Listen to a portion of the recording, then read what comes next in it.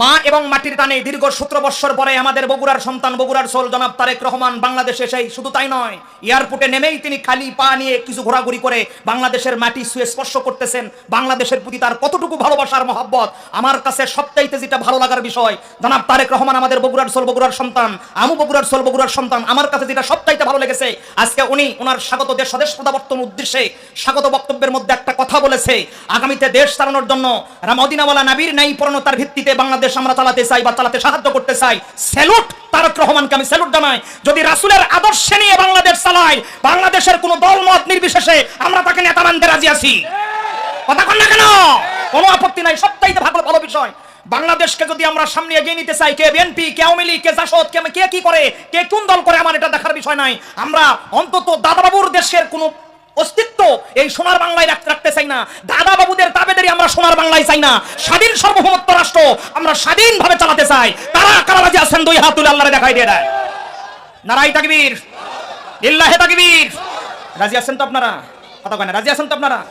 আরেকটা ভালো বিষয় আপনাদের কাছে বলি, উনি ওনার বক্তব্যের মধ্যে বাংলাদেশের তরুণ প্রজন্মগুলোর হাতেই বাংলাদেশ ছেড়ে দিতে চায়।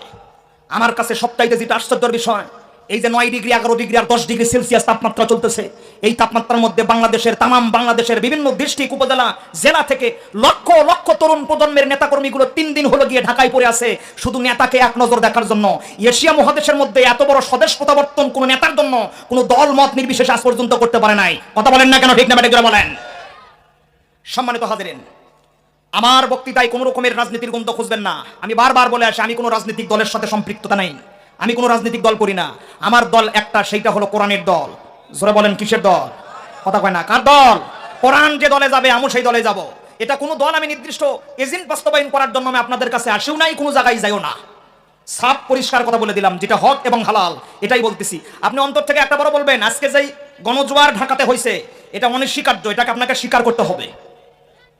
যে দলেরই আপনি হন না কেন, এটা স্বীকার করতে হবে। সম্মানিত হাজিরিন, সুসংবাদ পাওয়ার পরে আপনারা কি বেজার হইলেন? মন খারাপ করলেন? কথা কয় না, মন খারাপ করলেন? তবে আরেকটি সুসংবাদ আমি আপনাদের কাছে দিতে চাই, বলবো? কথা কয় না, বলবো? অনুমতি দিলেন? কথা কয় না, অনুমতি দিলেন? এই কথা আপনাদের বাহিরে বলার দরকার নাই। আপনাদের কাছে একটা সুসংবাদ দেই। বর্তমান বাংলাদেশের যেই আবহাওয়া, বাংলাদেশের যেই পরিবেশ পরিস্থিতি, বাংলাদেশের যেই সিচুয়েশন, বাংলাদেশের যেই অবস্থা, ইনশাআল্লাহ কোরআন বাংলার পার্লামেন্টে যাবে। ইনশাআল্লাহ কোরআন বাংলার পার্লামেন্টে যাবে। দুই হাত তুলে বলেন আল্লাহু আকবার। আরো ধরে বলেন না কেন? আল্লাহু আকবার। জি, শেষ খেলা কোরআন ওয়ালারা খেলবে। কথা কয় না? জি।